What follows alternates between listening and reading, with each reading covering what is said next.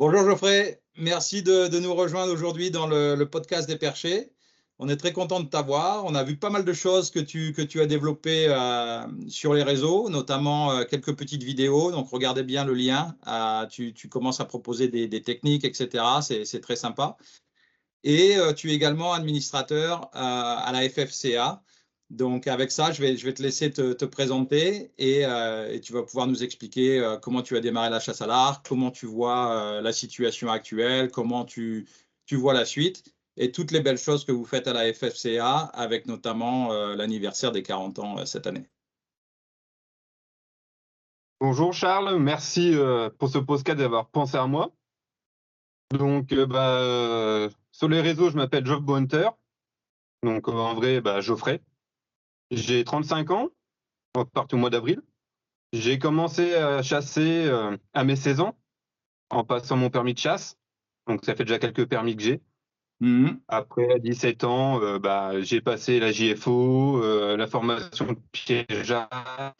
Et puis, il y a quelques années, j'ai passé aussi l'agrément de chasse, garde-chasse particulier. Donc, c'est un gros module avec la législation en France, tout le reste. Et après, il y a quelques temps aussi, j'ai passé mes niveaux d'instructeur fédéral à la FCCA pour être instructeur, en plus Bravo. d'être administrateur. Merci. Donc, j'ai quelques, entre guillemets, diplômes à mes cordes. Non seulement les diplômes, mais je pense que tu vois aussi des gens et que tu rends beaucoup de services à beaucoup d'archers qui démarrent ou ont déjà démarré. Oui, tout à fait. Entre autres, sur les réseaux sociaux, je participe pas mal. Et puis aussi administrateur de notre association départementale aussi. Donc tu es dans quel Voilà. département? Alors, le département de l'Allier, dans le 03. Donc, on est entre Clermont et le circuit de Manicourt. Il y a de belles chasses là-bas. Tout à fait, avec la forêt de Troncé, la rivière Allier, on a ce qu'il faut. Alors, tu t'es mis à la chasse à l'arc quasiment immédiatement, en fait. Toi, t'es pas passé par chasser fusil, carabine pendant 10 ans, 15 ans avant de te mettre à l'arc. Tu t'es mis à l'arc la deuxième année directement. Qu'est-ce qui t'a plu dans la chasse à l'arc et pourquoi tu t'es décidé à t'y mettre aussitôt? Ce qui m'a plu, c'était de ressembler, comme beaucoup de monde, je pense, à Robin des Bois, tout simplement. Voilà. Donc, mon papa m'avait fait on va dire un arc à l'époque avec un bout d'acacia et un petit fil de fer. Voilà, comme on faisait à l'époque pour s'amuser en tant qu'enfant. Donc, ça a toujours commencé comme ça à l'âge de 10 ans à peu près. Et puis, l'évolution des choses a fait que je passais mon permis de chasse après la JFO et maintenant je chasse on va dire à 90% à l'arc. Et ton père est chasseur aussi? Non, pas du tout. C'était mon ex-beau-père qui était chasseur. Ah d'accord, parce que ça c'est intéressant aussi de voir comment tu arrives à la chasse quand tu n'es pas forcément d'une famille de chasseurs, parce que c'est pas toujours simple. Et puis c'est intéressant aussi d'avoir ton avis parce que moi je considère que c'est une activité qui est super saine. Ah, tu vois, ça permet de nous connecter. Mais tu sais qu'on se bagarre beaucoup contre pas mal de personnes qui pensent que notre plaisir c'est de tuer les animaux. Alors que je pense pas que la plupart des chasseurs prennent plaisir en fait à tuer les animaux. Si on pouvait les laisser repartir, on le ferait. Mais mais c'est intéressant savoir comment tu es venu et qu'est-ce qui t'a motivé potentiellement, tu vois, venant d'une famille qui n'était pas forcément chasseur, à t'y mettre et puis à en faire la passion que tu as aujourd'hui. Et ce qui m'a mis à la chasse, c'était la découverte de la nature, le rapproche qu'on a, l'approche sur le territoire, l'environnement, la connaissance des animaux, leurs habitudes. C'est un truc qu'on peut pas imaginer, mais c'est ça donne envie, quoi. Moi, c'est même plus une passion, c'est un mode de vie que j'ai. La chasse, c'est tout un mode de vie pour moi, surtout la chasse à l'arc. Ouais. Et donc, tu chasses 90% de ton temps à l'arc, en battu, à l'approche, tout le temps. Tu fais tu chasses combien de mois par an à l'arc aujourd'hui? Alors aujourd'hui, je commence, on va dire, au 1er juin et je finis, donc comme aujourd'hui, c'est la fermeture de la chasse. Donc le 28 février, au mois de mars, on fait les prolongations s'il y a des dégâts sur le Oui. sanglier. Donc autrement, mars, avril, mai, on va dire qu'on c'est l'intersaison, donc ça va être le ragondin et puis les entraînements sur le parcours 3D. Ah, tu fais du parcours 3D aussi? Oui, on a un magnifique parcours à notre association. Ah, bah, bravo, c'est vrai que ça, c'est top, hein. Puis c'est sympa. Puis ça permet potentiellement, encore une fois, tu vois, de recruter parce que c'est Hippo qui disait ça la dernière fois à Pierre-François, tu sais, en disant qu'en fait, lui, ouais, il passe du temps aussi à tirer avec les archers qui tirent les 3D. Et il y a beaucoup de tireurs comme ça qui sont intéressés à venir à se mettre à la chasse. Alors lui, ce qu'il disait, c'est que dans cette catégorie-là, il y a beaucoup de gens qui sont assez réfractaires à toucher des armes à feu. Et le fait d'avoir cette obligation, tu vois, de passer ton permis de chasse avec un fusil ou une carabine, ça les bloquait, quoi. Donc à un moment donné, je crois qu'il avait parlé d'avoir l'idée potentiellement de faire un permis spécial, tu vois, chasseur à l'arc pour pouvoir éviter cette situation. Un peu comme le permis voiture, en fait, tu sais, où tu as ton permis voiture, permis moto, permis machin. Donc voilà, c'était une idée intéressante. Mais du coup, quand tu fais du 3D, tu vois majoritairement des chasseurs sur les parcours ou majoritairement des tireurs à l'arc? Alors, on va dire, dans notre assos, au niveau de l'association, on est essentiellement des chasseurs à l'arc. Ouais, On a aussi des tireurs, on va dire, en loisir qui viennent, mais on reste sur du pas de tir. Au niveau pas de tir, on est sur le pas de tir de chasse. d'accord. Et en termes d'équipement, tu chasses plutôt à l'arc traditionnel, l'arc à poulie, tu mélanges, comment tu fais ta sélection entre les différentes options? Alors, je pratique les deux, donc le campoun et le tradi. Ouais, Bon, là, à l'heure actuelle, ça fait 1 an que j'ai plus de campoun que je l'ai vendu, donc je vais en racheter un pour la saison prochaine. Donc, on va dire, en battu, je vais utiliser essentiellement mon tradi. Je d'accord. fais de la chasse au sol, donc pour faire des tirs suivis, bah, c'est quand même beaucoup plus simple qu'avec un campoun. Et puis le campoun, on va s'en servir sur les chasses estivales ou sur la régulation du ragondin. Ouais. Ah, tu tires pas au traditionnel sur le ragondin. Ça peut être un challenge sympa aussi. Ouais, je le fais, mais bon, les distances fait que aussi. Ouais. Et donc, tu disais, tu chasses au sol, mais bon, tu poses beaucoup en ce moment. Tu t'es mis à la chasse perchée, la chasse en affût suspendu. Euh, Aujourd'hui, tu chasses plutôt comment? Plutôt à terre, plutôt en hauteur? Comment tu fais ton choix en fonction des situations ou type de chasse? Alors, pour le niveau de la chasse suspendue, j'ai commencé avec un Tristan autogrimpant. Et ben, au début, on va dire qu'en période estivale, je suis quelqu'un qui transpire énormément. Donc, quand tu commences à marcher sur des distances assez longues, tu arrives au pied de l'arbre, tu es déjà en eau. Hmm, Tu montes en haut de l'arbre, tu es encore en eau, donc tu te changes pour éviter les odeurs. Et puis, donc, c'est pour ça que j'ai arrêté, entre autres. Et l'encombrement et le poids. Bon, ouais, un Tristan auto-grimpant, c'est 12 kilos, quoi, en moyenne, quoi. ouais, Donc, tu ouais. comptes l'arbre, sac en trimballer, c'est énorme, quoi.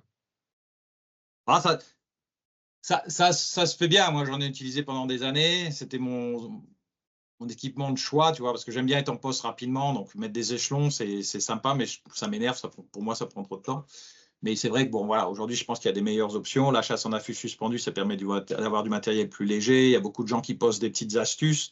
Donc, même au niveau des échelons, on peut potentiellement maintenant gagner du temps. Bon, faut être un peu plus à l'aise, faut être un petit peu acrobate de temps en temps. Mais c'est vrai que, bon, on en a déjà parlé, je ne veux pas revenir sur les autogrimpants parce qu'il y a beaucoup de gens qui me fusillent là-dessus. Mais je te rejoins parce qu'en fait, effectivement, je les ai utilisés, je ne les utilise plus. Et c'est aujourd'hui, de tous les équipements que j'ai, c'est le seul que j'utilise plus. Tu vois, les échelles d'affût, bon, les échelles d'affût, je les utilise pas vraiment, mais je vois une utilité, notamment, tu vois, quand j'ai des invités, des gens qui démarrent, des jeunes, parce que c'est plus facile de les mettre en sécurité. Mais Tristan classique, j'utilise encore, tu vois, quand il y a des arbres avec beaucoup de branches, plateforme, etc. Les échelons, ça, j'utilise encore. Mais les autogrimpants, ouais, non, ils sortent plus. Bah, moi, maintenant, donc, c'est pour ça que j'ai arrêté et que je suis passé à la plateforme, là. Donc, celle que tu proposes à la vente, là, la Ouais, Lead Hanson, qui est une super plateforme. C'est un mix entre la plateforme et l'autogrimpant, hein. c'est Donc, ça. c'est ce qui m'a donné envie de changer, entre autres, et puis gagner en poids et en encombrement, quoi. Ouais, c'est comme ça qu'on l'a défini, surtout venant de l'autogrimpant en fait. Moi, je me suis passé sur l'affût suspendu, c'était pour mon fils, pour sauver un twist stand. Tu vois, quand je l'emmenais, il fallait que j'emmène tellement de matériel entre le fusil, les deux twist stands, les échelons pour mettre en place sur le domaine public et après le ressortir. Comme tu dis, je transpirais. Et quand j'ai vu ça, je me suis dit, tiens, je vais pouvoir enlever un twist stand, tu vois, du total. Et donc, c'est comme ça que j'ai démarré. Et puis après, en continuant de chasser, je me suis dit, mais avec cette corde-là, il doit y avoir moyen de monter avec une pièce d'équipement, tu vois. Et c'est comme ça qu'on a commencé à développer, qu'on a lancé avec Osprey, là, maintenant, il y a 2 ans et demi. Et puis, bah moi, je monte aussi en battu à la carabine, parce que quand je suis sur la ligne, tu sais, dans l'Est, on peut tirer devant, mais je ne suis pas un grand fan. Ouais. Et le fait de monter, tu vois, ça me permet d'être beaucoup plus à l'aise d'un point de vue sécurité. Et vu que ça va super vite, comme tu dis, c'est pas lourd, donc c'est pas comme si j'ai l'impression, tu vois, même si j'ai quelqu'un qui m'emmène au poste, tu vois, si on est deux, trois dans la voiture, c'est pas comme si j'avais l'impression de prendre toute la voiture pour moi, parce que ça prend pas beaucoup de place. Je connais. Voilà. Deuxièmement, à l'épaule, bah, c'est le poids de ta carabine avec la lunette, donc c'est comme si tu portais deux carabines, donc tu le sens pas. Et puis après, pour se mettre en poste, je ne sais pas quelle vitesse tu as, mais moi, en 5 minutes, max. À partir du moment où je démarre, tu vois, je l'enlève du sac à dos jusqu'au moment où je suis prêt à tirer, je suis prêt à tirer en 5 minutes. Donc du coup, en battu, même sur la ligne, je n'ai pas l'impression de les retarder ou de faire perdre du temps. Il faut juste être concentré pendant ces 5 minutes-là, parce que tu ne peux pas faire ça à moitié, parce que bon, tu montes quand même à 4-5 mètres, voire plus si tu veux. Donc il faut vraiment être sérieux.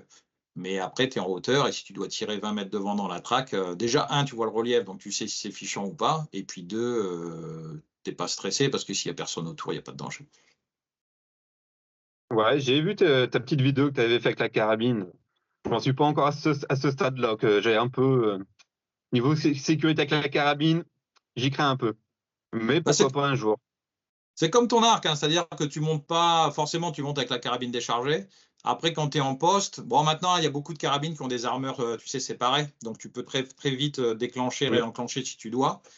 Après, quand tu es archer, je pense que tu définis tes zones de tir automatiquement, tu sais où tu as des branches, etc. Enfin, je vais te poser la question là-dessus, mais moi, quand je chasse, en règle générale, s'il y a un animal qui arrive, je sais déjà où je vais pouvoir le tirer, où je ne vais pas pouvoir le tirer. Donc, je vais avoir deux, trois options à 360 degrés autour de moi, où j'ai des zones de tir, où j'ai des zones de non-tir. Et donc, en fait, à la carabine, j'ai le même réflexe, c'est-à-dire que je sais où je peux tirer, où je ne vais pas tirer. Donc, si l'animal il rentre dans la zone rouge, elle a déjà été marquée, si tu veux, dans ma tête quand je suis dans le poste. Donc, la carabine, elle ne va même pas y aller, tu vois. Donc finalement, c'est un coup à prendre. C'est vrai que tu es en hauteur. Mais bon, voilà, avec le matériel actuellement, les armeurs séparées. Et puis, si tu prends vraiment bien le soin de ne pas armer ta carabine et de rien faire avant d'être vraiment bien en poste, ben en fait, tu te retrouves sur un poste d'affût sur une ligne de battue. Ok. Et après, ce que je craindrais peut-être le plus, c'est la stabilité avec l'arme dans les mains en hauteur. Ça doit être un truc qu'il faut quand même s'entraîner quand même un peu avant quand même. Ouais, ouais. Bah, faut vraiment avoir une discipline. Après, Après, t'es pas mal parce que tu peux t'appuyer sur l'arbre. Tu sais, le pont de ta saddle, tu peux aussi poser la carabine. Donc, tu vois, c'est moins lourd pour toi. En fait, j'aime bien faire ça aussi parce que quand je suis au poste à terre, j'ai souvent mal au dos à la fin de la journée. Tu vois, même si j'ai un petit trépied ou un truc, j'ai souvent mal au dos. Alors que quand je suis en affût suspendu, j'ai pas mal au dos. Je peux bouger un petit peu, tu vois. Et en fait, le poids de la carabine, en général, il est plutôt sur le pont, tu vois, avec le canon vers le haut. Donc, c'est sécurisé. Et du coup, en fait, je la porte pas. Donc, je pense que ça me libère aussi le dos. Donc, c'est confortable. Alors, je ne le fais pas à chaque fois, tu vois, ça dépend des postes. Il faut que le poste s'y prête. Mais le fait d'avoir ce petit équipement qui n'est pas lourd, voilà, c'est une option supplémentaire. Et puis moi, souvent, ça fait la différence entre tirer ou pas tirer, parce qu'il y a souvent, quand je suis en hauteur, si j'étais au sol, je pense que là-bas, je ne la tirerais pas parce que je ne me sentirais pas à l'aise. Je pense que c'est un petit peu trop loin devant, ou je ne sais pas trop ce qu'il y a derrière, tu vois, en termes de relief. Donc ça me stresse. Alors que quand je suis à 3-4 mètres de hauteur, en plus les animaux, tu les vois bien arriver souvent, donc tu n'es pas surpris. Donc tu as vraiment le temps, tu vois, d'anticiper ce que tu vas faire et surtout ce que tu ne vas pas faire. Du coup, en fait, moi, ça serait intéressant, tu vois, si tu essayes de faire ça à un moment donné, d'avoir ton avis. Mais en fait, moi, je trouve que c'est plus sécurisant parce que tu as beaucoup plus de contrôle sur l'environnement et en particulier sur ce qu'il ne faut pas faire. Alors qu'au sol, des fois, ça va vite, tu n'as pas vu arriver et bon. Et des fois, il y a une mauvaise réaction. Donc là avec l'opportunité d'anticiper, il y a potentiellement moins de mauvaises réactions. Ouais, et puis l'avantage, c'est que tu es en tir fichant. C'est pour ça que je le fais, hein, sinon, mais Voilà. bon. Mais à la base, c'était surtout pour l'arc, mais c'est vrai que, tu vois, pour les battues ou quand je fais ça, il faut forcément avoir un équipement où tu vas vite. Parce que les gens m'attendent pas, tu vois, nous, on marche peut-être 1 kilomètre, 1,5 km des fois pour se mettre en poste, tu vois, le temps de fermer la traque, en fonction de là où tu te gares et comment tu veux fermer pour pas faire de bruit, pour pas faire sortir les animaux, tu marches quand même pas mal. Après, il faut revenir. Surtout si tu fais plusieurs tracks dans la journée. Donc, tu ne peux pas mettre 20 minutes pour te mettre en poste et te déposter parce que là, quand tu arrives à la voiture, tout le monde est parti et tu fais qu'une track dans la journée parce qu'ils ne t'ont pas attendu pour la suivante, quoi. Donc, c'est vrai Ouais. que la ligne à Sainte, la vitesse, ça fait la différence. Nous, pourquoi qu'en battu, en fait, que je chasse souvent au sol. Qu'au fait, nous, c'est des petites battues qu'on fait. Donc, la plus longue, elle doit faire 1 h 30, quoi. Donc, Ouais, monter dans l'arbre pour 1 h 30, je vois pas trop l'utilité. ouais, tu Donc montes pas. après, Même avec la ligne à Sainte, tu montes pas. non, pour l'instant, non, j'ai pas encore fait sur ma chasse où je l'ai depuis janvier. Donc, le temps que je finisse de m'équiper, ça fait, on va dire, un bon mois que j'ai fini de m'équiper. Donc, ça prend un peu de temps quand même et un peu d'argent. Donc. Ouais, ouais, puis c'est vrai que comme tu dis, il faut s'entraîner pour être sûr de bien faire les choses. Moi, je monte quasiment à tout le temps parce que je trouve que quand tu es en hauteur, les animaux, ils te voient pas et tu as beaucoup plus d'opportunités. Au sol, faut vraiment pouvoir voir l'animal bien plus tôt parce que le moindre mouvement, surtout quand ils sont bougés, ils sont sur le qui-vive, c'est pas facile, quoi. Et puis, si tu tires comme tu fais au traditionnel, forcément, c'est les petites distances. Il faut vraiment qu'ils s'approchent très près. Donc c'est pas, je trouve que c'est plus facile dans l'arbre. Donc là, tu vois, il y a un endroit où je chasse, on est deux. Il y a quelqu'un qui s'est mis aussi à la ligne à Sainte. Il monte pas tout le temps, mais lui souvent il monte pas parce qu'il aime bien suivre la chasse. Tu vois, il se déplace dans la traque pour suivre les chiens, pour se positionner. Moi, je fais pas ça. Moi, quand je prends un poste, tu vois, je suis à fond dedans. C'est-à-dire que j'ai pris mon poste, je me suis mis là, je reste là. Je me suis mis là pour une raison, tu vois, j'ai trouvé des coulées, etc. Et après, je bouge plus, je reste là. Et s'il faut que je passe 10-15 minutes entre le moment où je trouve mon poste et le moment où je suis dans l'arbre, je les passe, mais après, je bouge plus. Et même si c'est pour 45 minutes, bon, en général, je le regrette pas. Ouais, nous, c'est ce qu'on pratique. En fait, bon, normalement, on n'a pas lieu de se déplacer au poste, mais bon, on suit la chasse. On a des bouts de territoire qui sont quand même, on va dire, on a des bois qui font à peu près 150-200 hectares. Mmh. On est même pas 6, voire 8 postés au grand maximum en tant qu'archer. Et puis deux anciens qui sont au fusil. Donc, les anciens, eux, ils bougent pas, mais c'est nous qui bougeons en même temps pour suivre les chiens, quoi, pour fermer, pour serrer au maximum. Ouais. Ah, ça, c'est pas mal. Moi, je suis pas très bon à suivre la chasse. Tu vois, souvent, quand je suis la chasse, ça me joue des tours. Tu vois, je vais aller d'un côté, je vais voir l'animal que les chiens suivent, mais les autres qui sont partis, ils passent de l'autre côté. Et pendant que je regarde à gauche, bah, ça passe à droite.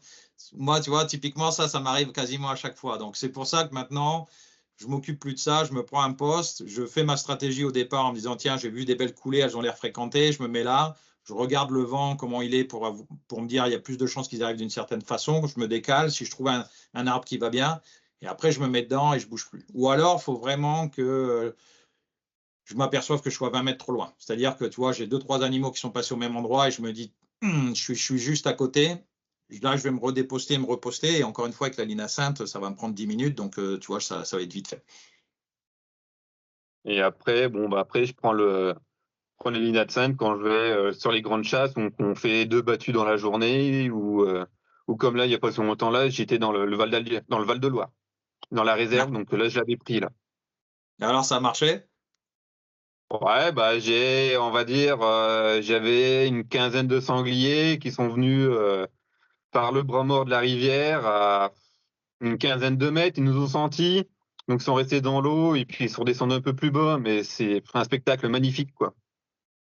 Ah, bah c'est ça, tu vois, on parlait de Manu avec ça la dernière fois, c'est qu'il y a des moments où voilà, tu tires pas, mais c'est rare que je vois rien et qu'il n'y ait pas une action extraordinaire. La dernière fois, il parlait d'une biche qui a fait tout le tour de son poste, elle l'a jamais vue, elle sentait un truc, tu vois, mais elle est venue deux, trois fois à 20 mètres. Et ouais, la dernière, et si tu vois les animaux que personne voit, la dernière fois, j'étais dans une chasse, j'ai trois grands cerfs à 15 mètres, tu vois, de la ligne à Seine qui viennent. Et il y en a deux qui ont été vus par le deuxième archer. Il en a fait un sur les deux. Et le troisième, le grand, il n'y a personne qui l'a vu. À part moi, tu vois. Et ouais, c'est une façon de chasser qui est différente, tu as plus d'observation et oh, je trouve que c'est sympa parce que, comme tu dis, là, même quand tu tires pas, tu as passé un moment exceptionnel. Ouais, et puis moi, j'ai remarqué que ça soit au Tristan ou avec une plateforme, de toute façon, on voit beaucoup plus d'animaux quand on est perché qu'au sol, hein. Ça, c'est radical, hein. Ça, ils nous sentent pas, ils nous voient pas, ça passe au pied. Moi, la première fois que j'ai pris la linette sainte en battu, j'ai un renard qui me passe à 10 mètres, deux lièvres qui viennent au pied de l'arbre, les chevreuils à une centaine, même, ouais, on va dire une cinquantaine de mètres. Voilà, je serais pas été dans l'arbre, les chevreuils, je les aurais pas vus. Bah, c'est ça en fait, parce que je pense que souvent ils nous voient avant moi j'aime bien chasser au sol à l'approche. Tu vois, c'est vrai que quand tu fais une belle approche et que tu conclus, c'est top. Mais c'est quand même un apprentissage et quand tu viens de la carabine et que tu es habitué à tirer des animaux à 60 ou 80 mètres l'été, passer de 60 à 80 mètres à 20 mètres, tu n'es plus dans la même compétition. Donc, tu vois, donc du coup, pour en arriver là, soit tu es super fort et tu es déjà un bon chasseur, tu comprends comment le vent et les thermiques fonctionnent et tu vas y arriver, ou soit il va falloir que tu apprennes ça. C'est plus facile de l'apprendre, comme tu dis, de la chasse en hauteur, parce que, bon, là, tu vois, tu parlais des sangliers à 15 mètres, ils t'ont senti, mais je pense que tu as appris quelque chose en voyant la scène, quoi. Tu as dû voir qu'il y avait un vent qui tournait ou quelque chose, et tout cet apprentissage en hauteur, bah, il va servir au sol, et puis surtout, je pense que ça va permettre aux gens d'avoir du succès plus vite, parce que quand tu fais ton premier animal à l'arc, je pense que tu chasses à l'arc tout le temps après ça. Ouais, bah, je te confirme. Moi, bon, j'ai commencé au début sur le ragondin, sur les ruisseaux là, où je chassais avant. Mon premier sanglier, bah, invité, j'étais dans un talus, j'ai un gros pépère qui dépassait les 100 kilos à moins de 10 mètres à l'arrêt. La flèche, elle tombe du repose-flèche que j'avais en lamelle, donc j'étais un peu dégoûté. Donc c'était le samedi, le lundi matin, j'étais en archerie, j'ai changé le repose-flèche tout de suite, quoi, pour pas que ça recommence, quoi. Et depuis, j'ai pas eu, on va dire, un sanglier aussi gros, aussi près, à part, là, il y a un bon mois, dans le Val-de-Loire, où on discutait avec les trackers, que les trackers ne pouvaient pas traverser la rivière, donc ils étaient obligés de retourner la voiture pour chercher un canoë.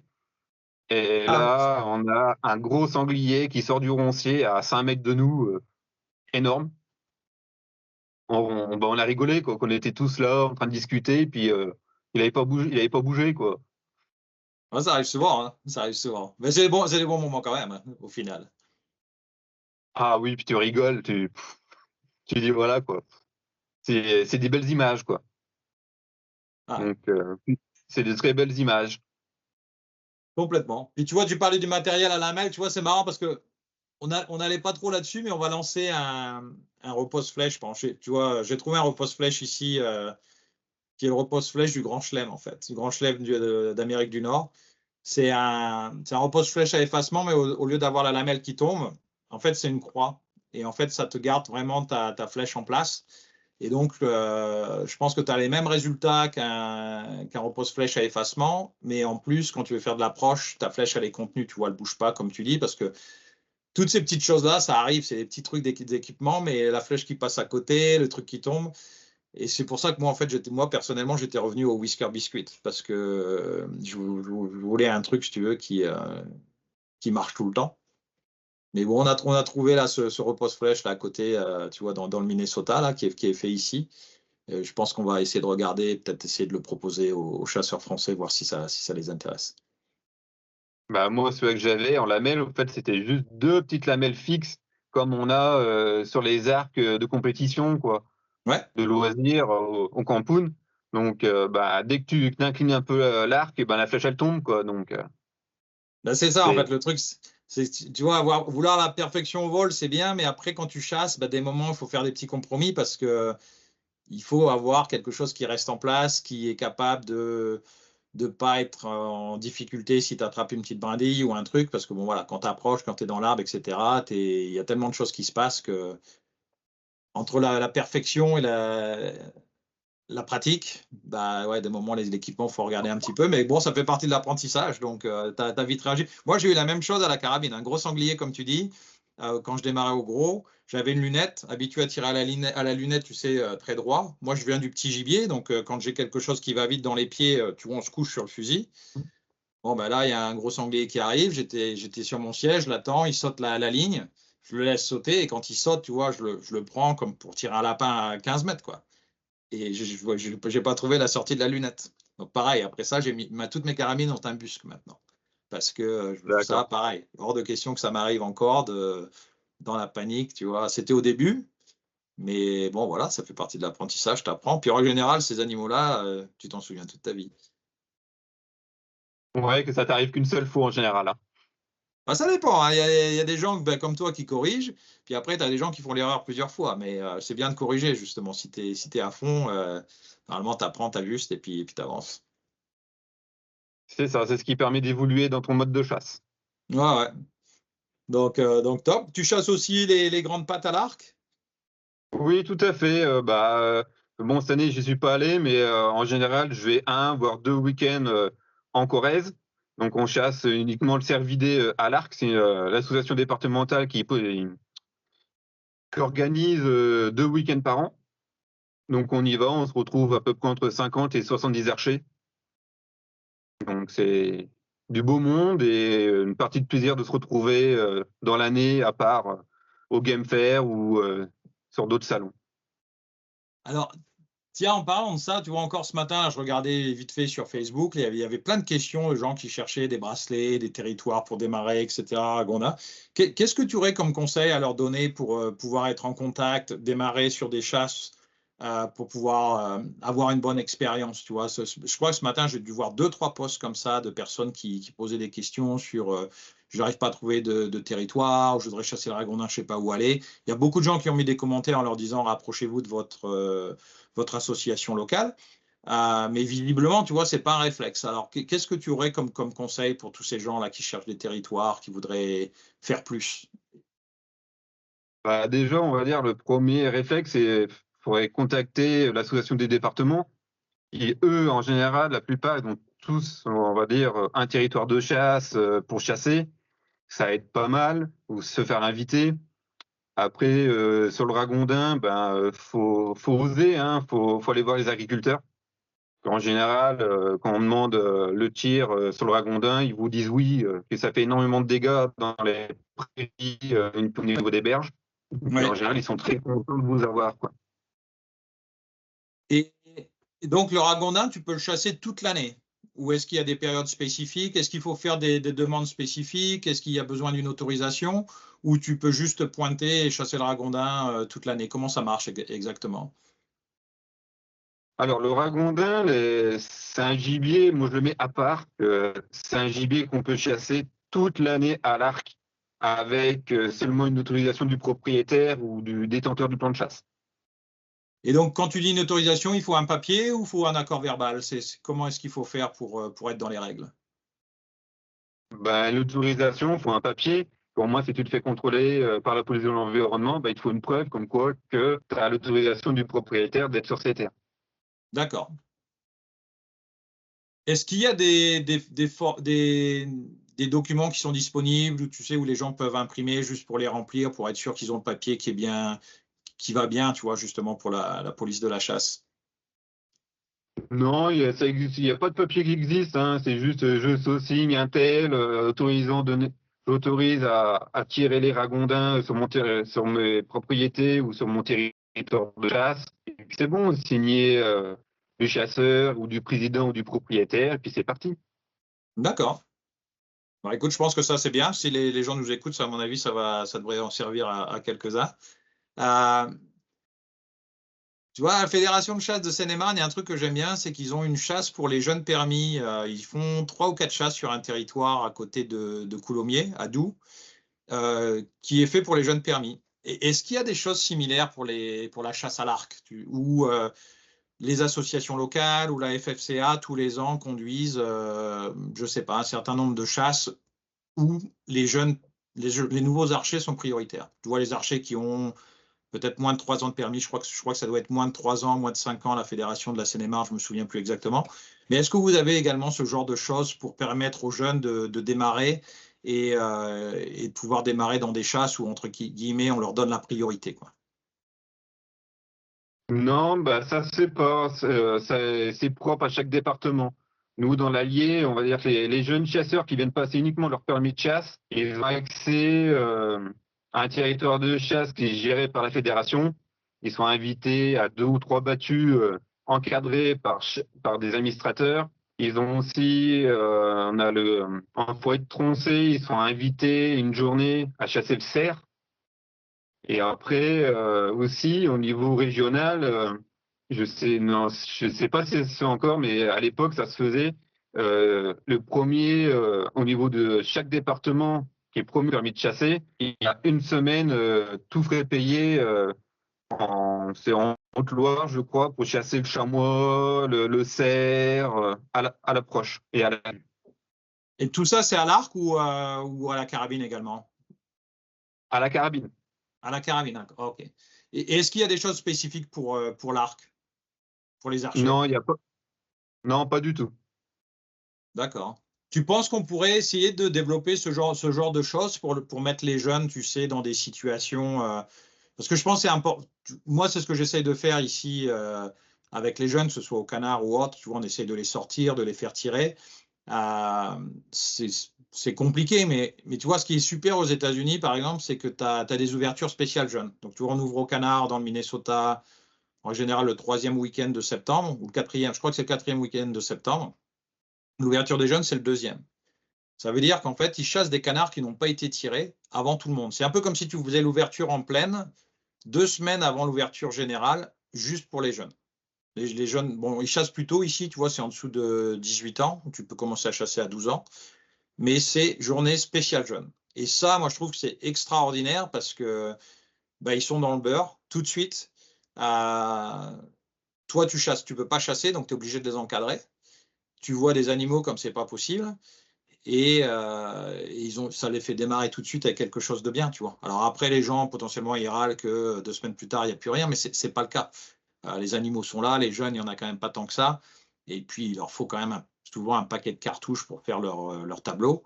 Et nous, on fonctionne aussi avec des quotas. Donc, une fois que tu as fait tes 6 canards, bah, tu remballes et tu t'en vas, quoi. Mais je trouve ça exceptionnel parce que ce soit pour le gros gibier ou le petit gibier, il y a toujours une ouverture anticipée qui est dédiée aux jeunes. C'est-à-dire c'est que les jeunes de moins de 18 ans qui peuvent chasser et c'est 2 ou 3 semaines avant l'ouverture générale de l'espèce ou de la catégorie. Bah, je pense qu'on pourrait mettre ça en place, mais d'une autre formule. C'est pour les archers, ceux que je viens juste de passer la JFO, ça serait de les inviter à plusieurs battues, à plusieurs chasses à l'approche ou à l'affût pour leur faire découvrir ces modes de chasse. En général, en fait, on a remarqué lors des JFO, on va prendre un groupe de 20 personnes qui viennent passer. Sur les 20, il y en a 2 qui vont chasser la première année à plein, et puis à la fin, ils n'ont pas eu de résultat. Donc l'année d'après, il n'y en a plus qu'un, voire plus du tout. Et après, sur le groupe de 20, si on en a 2 qui adhèrent à l'association des départements, c'est déjà très bien. Alors, ouais, alors ça, j'ai déjà entendu. Hein, tu vois, c'était pas le seul qui m'a dit ça, il y en a d'autres. Et je pense que c'est un truc qu'il faut regarder parce que pourquoi est-ce que les gens le font si finalement ils ne suivent pas? Je pense que comme tu dis, on en parlait aussi avec Manu la dernière fois, c'est que quand tu démarres, ouais, c'est bien d'avoir du résultat parce qu'après tu accroches, mais vu qu'on a tendance à pousser la chasse au sol, tu sais, de façon générale pour l'arc, on rentre tout de suite dans de la complexité parce qu'il faut s'approcher un animal à 20 mètres, c'est difficile. Tu vois, Manu, il disait la première année, il a dû faire 45 sorties, tu vois, pour faire un animal, 45 sorties. Alors que quand tu chasses en hauteur, je pense que si tu places ton... Enfin, de toute façon, c'est pas compliqué. Si tu chasses en hauteur, tu vas avoir des animaux et tu vas les voir près. Ce serait étonnant, sur un bon poste, de ne pas tirer une flèche si tu y vas 10-12 fois dans la bonne période. Tu vois, quand c'est le rude du brocard, si tu as un petit bois et que tu mets un affût en hauteur et que tu y vas 5-6 fois et que potentiellement tu utilises un butolo, je serais étonné que tu n'aies pas un brocard qui s'approche et que tu n'aies pas une situation de tir Et du coup, je me demande s'il ne faudrait pas essayer de développer ça un petit peu plus pour que justement, comme tu le dis, les gens puissent démarrer avec du succès plus vite et après élargir leur palette et passer sur la chasse au sol pour être plus près, potentiellement au traditionnel, à l'approche, etc. Mais démarrer tout de suite à l'approche avec un traditionnel, par exemple, tu vois, c'est pas donné à tout le monde d'avoir du succès, quoi. Ouais, et puis bah, en fait, moi je conseille surtout, c'est de commencer sur le ragondin. Ouais. C'est une très très bonne école. Le ragondin, c'est un gibier qui est, on va dire, faut l'approcher, faut le connaître, et très très à l'écoute. Donc ça t'apprend à te placer correctement. Donc là-dessus, c'est pour moi le ragondin, faut commencer là-dessus. Après, oui, par rapport à un compound et un tradi, le tradi, ça va demander beaucoup d'entraînement. Moi, au tradi, je tire à peu près toutes les semaines, hein, Mmh. pour être bien. Là, j'ai encore tiré cet après-midi. J'en ai profité qu'il y avait du soleil pour m'entraîner. Et je vais recommencer demain. Parce que la semaine, j'ai pas forcément le temps. Après, le compound, bah, l'avantage, une fois qu'il est réglé, bah, vous le posez, vous le ressortez 6 mois après, il est toujours réglé. Et puis c'est reparti, quoi. Donc, commencer peut-être à chasser au compound. C'est peut-être, pour moi, pour les jeunes chasseurs, c'est le plus gros point, c'est l'avantage du compound. Après, ce qui va arrêter énormément de jeunes chasseurs, ça va être le prix du matériel. Et ça, c'est très, très compliqué. Même moi, je regarde, bon, bah, je le dis, hein, moi, le premier, je commande aussi en Chine, hein, ça coûte bien moins cher qu'en France Ouais. sur les accessoires, hein. Ouais, mais tout le monde fait ça. Bon, c'est vrai qu'en plus, c'est une chasse qui est technique. Donc, dès que tu démarres, tu n'as jamais assez. Tu essaies des flèches, après, il faut autre chose. Après, tu veux les plumer, après, tu veux les couper. Après, ça s'arrête jamais. Mais c'est ça aussi qui est sympa. Bon, il y a quand même des solutions qui sont pas mal. Les, bon, les arcs chinois, etc., ça permet de démarrer. Les compounds, comme tu dis, il y a quand même des compounds maintenant qui sont moins chers, qui te permettent de démarrer. Il y a un petit peu plus d'archers, donc ça tourne un petit peu plus au niveau des arcs d'occasion. Euh, et puis bah, après, tout est relatif, c'est-à-dire que c'est cher, mais pour ceux qui chassent avec une blazer, c'est beaucoup moins cher que d'avoir une blazer, une Swarovski sur sa lunette. Ouais, et puis après, faut savoir aussi, moi je leur dis toujours, commencez à prendre un arc évolutif, donc un beer ou un oi, qui coûte avec un pack dessus tout équipé, on va être à peu près à 600 € avant de commencer à acheter des arcs à 2 000 € nus. Au moins, si ça vous plaît, vous pourrez continuer à évoluer en changeant déjà bah, le repose-flèche pour en prendre une meilleure qualité, après l'optique qu'on met dessus. Et après, bon, ben, quand tu as fait déjà 4, 5, 6 saisons, ben, tu peux éventuellement changer ton arc et tu as déjà tous tes accessoires qui vont dessus. Non, complètement. Et puis c'est toujours utile d'avoir, comme pour les carabines, hein, un deuxième arc au cas où. Il y a pas forcément, en fonction de où tu chasses, tu veux pas forcément non plus prendre ton meilleur arc tout le temps. Tu vois, pour le ragondin, est-ce que tu as besoin d'avoir un arc à 2 000 €? Je sais pas. Donc oui, il y a des solutions. C'est vrai qu'aujourd'hui, il y a des choses. Nous, chez Liberté Outdoors, on essaye sur la chasse en hauteur, tu vois, d'apporter des produits en essayant de les placer un peu plus bas. Alors c'est sûr que c'est toujours un investissement. Mais on essaye de couper un peu le côté marque américaine, tu vois, où potentiellement tu as le même produit, mais tu payes encore 30 ou 40% de plus juste pour la marque, sans compter tous les intermédiaires que tu as entre deux, quoi, entre ton importateur européen, ton revendeur en France. Si tout le monde à chaque fois prend 20-25%, ça fait pas mal là, au bout d'un moment, tu vois. Bah, c'est ça, quoi. C'est les taxes, hein. On revient toujours aux mêmes choses, hein. Entre à chaque fois, il y a un arc qui passe dans une main à l'autre, sortie d'usine, l'exportateur, ensuite, t'as le magasin en France qui va encore remettre dessus. Puis après, toi, derrière, t'achètes, et ben, t'es tout de suite à 2 000 €, quoi. Ouais, ouais. Mais bon, je pense que ça évolue. Après, bon, voilà, il y a plein d'archeries qui font du bon travail. Faut les faire travailler aussi, hein, ça c'est important. Ah oui, Euh, oui. et puis il y a d'autres solutions aussi, tu vois. Par exemple, vous proposez également des réglages d'arc, c'est-à-dire qu'aujourd'hui, tu vois, il y avait un peu la mode l'année dernière d'avoir un arc super bien réglé, d'aller dépenser 400 ou 500 € pour le réglage d'un arc. Aujourd'hui, dans les associations locales, vous faites ça gratuitement pour les nouveaux archers, si je me trompe pas. Ouais, bah, tout à fait, tu vois. Donc, nous, dans notre assos, là, on est 2 instructeurs de niveau 3. Donc, on est capable de régler arc tradi et arc campoun avec, on va dire, en plus, faire un coaching sur la posture, le tir. Et tout ça pour la maudite somme de 0 €, quoi. Et le seul Voilà. truc qu'on demande, c'est d'adhérer à l'association. Alors, parlons de ça parce que tu vois, ça c'est pareil. C'est pourquoi est-ce que les gens adhèrent pas? Ça coûte combien l'adhésion à l'association? Parce que je sais que c'est en Seine-et-Marne, par exemple, c'est pas énorme. Et ben, chez nous, dans le département, nous, c'est 25 €. C'est le prix de l'adhésion à la FFCA. Voilà, donc c'est 25 € et tu peux avoir potentiellement ton arc réglé pour quelque chose qui coûte 200 ou 250 €. Donc je pense que ça vaut quand même le coup d'adhérer. Bah, sachant qu'un réglage en archerie, tu as plusieurs niveaux, quoi. Donc, tu peux monter jusqu'à 600, voire 700 € de réglage, quoi. Ouais, donc je pense que voilà, j'espère que les gens vont l'entendre. Nous, on a des partenariats en place avec certaines associations. Quand on a un partenariat, on donne également 10% sur le site, tu vois, pour aider à vous aider à avoir un retour sur les adhésions. Comme ça peut potentiellement justifier, tu vois, quelqu'un qui achète, je sais pas moi, un paquet d'échelons, bah, potentiellement tu retrouves quasiment ton prix d'adhésion dessus, quoi. Donc on essaye de faire ça aussi pour vous aider, mais je pense que c'est important. Il y a peut-être un petit peu de communication à faire là-dessus. Tu vois, là tu parlais que tu commençais les vidéos, etc. Et je pense que ça vaudrait le coup que vous le fassiez davantage pour montrer toute la valeur que vous apportez. Parce que les gens vont gagner de l'argent en faisant ça, et je pense que c'est pas uniquement ça, mais ils vont être meilleurs parce que vous allez leur expliquer comment ça marche. Parce que je ne sais pas si les archeries leur expliquent forcément. C'est un peu la même chose avec les carabines, tu vois. Moi, ça me fait sourire. En France, il n'y a pas grand monde qui est capable de régler sa lunette tout seul, quoi. C'est quand même incroyable, quoi. Il y a trois clics à faire en haut et sur la droite pour régler une lunette. Non, il faut aller la donner chez l'armurier. C'est quand même c'est incroyable, si tu veux, venant des US, de voir ça, quoi. Et c'est pas un gros investissement pour apprendre quelque chose comme ça, quoi.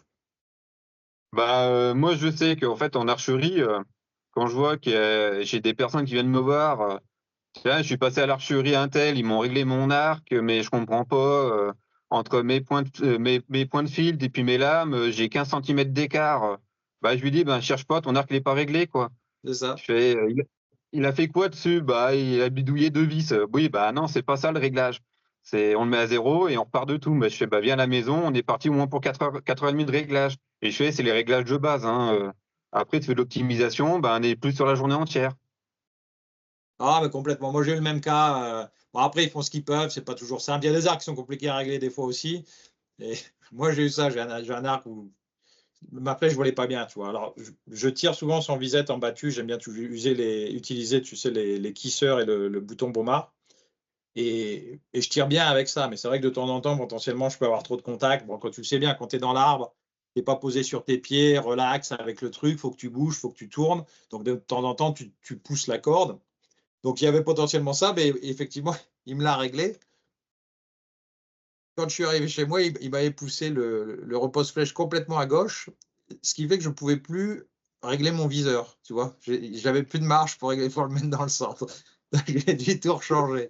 Heu, donc après du coup, bah, c'est David Godard, tu vois, qui m'a réglé l'arc, et il m'a fait un travail, exceptionnel et assez rapide, hein. On a dû passer 1 heure, et j'ai vraiment été impressionné par ce qu'il a fait, tu vois? Je trouve c'était vraiment du bon boulot, et mieux que nous, ce qu'on voit ici aux US, tu vois? Moi, j'ai des fois, il me règle les trucs, mais je suis pas forcément impressionné, et là, j'ai trouvé vraiment qu'il avait vraiment fait un boulot, ouais, extraordinaire.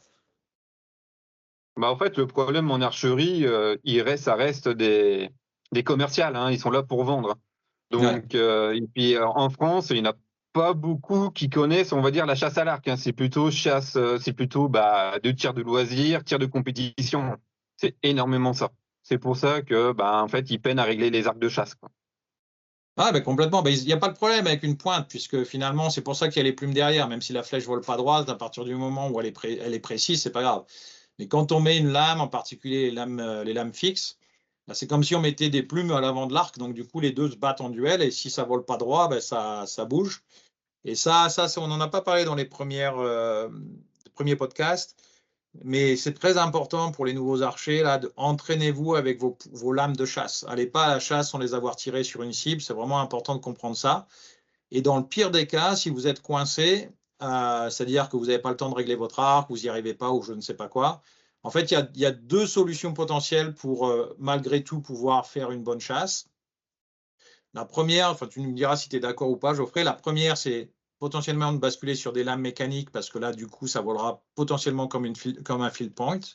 Donc ça peut aider si vraiment dans le pire des cas. Ou la deuxième, c'est potentiellement régler votre viseur au lieu de le régler sur vos lames, vos flèches avec les pointes, régler votre viseur sauf sur vos flèches avec vos lames. Et à ce moment-là, les pointes ne voleront pas au même endroit, mais au moins vos lames de chasse iront au point visé. Je ne sais pas ce que tu en penses. C'est mieux d'avoir un arc parfaitement réglé. L'idée, c'est pas de ne pas vous les amener. Mais il y a des situations des fois où tu voyages, ton truc est déréglé, il faut quand même que tu ailles à la chasse et il faut savoir se débrouiller, donc il faut trouver des solutions, quoi. Alors, ouais, pour moi, la meilleure solution, ça reste ta deuxième solution quand même, avec le viseur réglé sur les lames.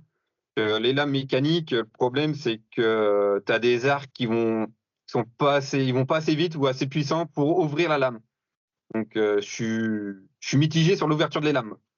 Ah, d'accord. Alors, c'est vrai que quand je pense à ça, je pense aux arcs à poulie. Mais toi, tu penses Aux que même en. arcs à poulie. Ah ouais, même aux arcs à poulie. Ah, j'ai jamais vu ça. Pourtant, je tire pas forcément super puissant. Je dois être dans les 60 livres, 65, tu vois. J'ai jamais eu de problème. Bon, nous, on utilise beaucoup les saveurs. Les saveurs, elles s'ouvrent souvent assez vite. Mais bon, écoute, c'est un bon point. Et puis, toutes les lames mécaniques ne se valent pas non plus, donc faites attention. La lame fixe, c'est mieux. Mais c'est vrai que nous, avec la saveur, on a eu des bons résultats et non seulement en pénétration, mais également en ouverture. C'est des mécaniques qui sont quand même costauds, quoi. Aujourd'hui, il y en a une ou deux sur le marché qui sont très bonnes. Je pense qu'il y a la saveur et après, il y a la Beast aussi qui est une bonne lame mécanique également. Ok, ouais, moi, c'est que j'ai remarqué beaucoup, c'est que ouais, les arcs, soit ils savent manquer de vitesse pour le niveau de la pénétration, ou ça manquait de foc sur la flèche aussi pour la Ouais. pénétration. C'est très important. Et puis de la puissance pour l'ouverture de la lame. Et puis après, comme tu dis, ça dépend aussi de la qualité de la lame, quoi. On revient aussi à là. Ouais.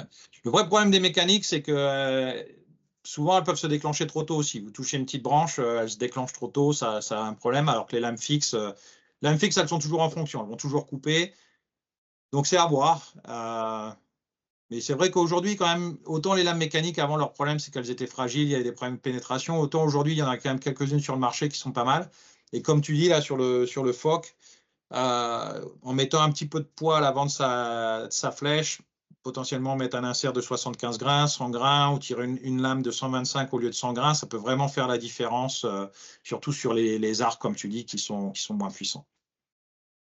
Surtout pour le sanglier. Les sangliers, les épaules sont très dures à traverser. Ah Avec ouais. le cuir, le poil, la saleté qu'ils ont dans le poil. Donc, faut y penser à tout ça. Non, ça, c'est des très bons points. Je crois qu'on n'arrive pas loin de l'heure. Est-ce que tu veux présenter quelque chose sur la FFCA? C'est une année spéciale cette année. Vous avez plein de choses en cours. Est-ce que tu aurais quelques petits messages, quelques petites choses que tu voudrais partager avec les auditeurs et les auditrices sur ce que vous avez prévu pour 2026? Eh ben, moi, je vous dirais pour la FSCA, donc, venez au Game Fair, déjà. On a un stand. On fait notre AG aussi, notre assemblée générale le samedi. Donc, venez en profiter, discuter avec nous. Et puis voilà.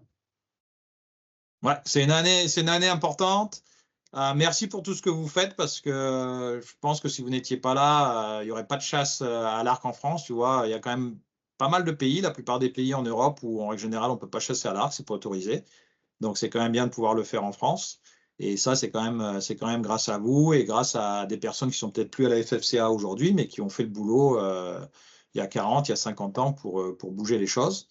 Donc écoute, félicitations. Avec Liberté Outdoors, on essaie de faire un petit peu notre petite part, si tu veux, pour voir comment on peut aider, rendre les choses plus faciles. Donc, tu vois, on essaie de faire des vidéos, etc.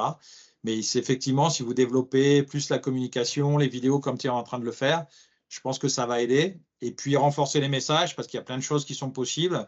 Donc, réglage de l'arc, tu en as parlé, les ateliers de perfectionnement, tout ce qui se passe dans les associations locales.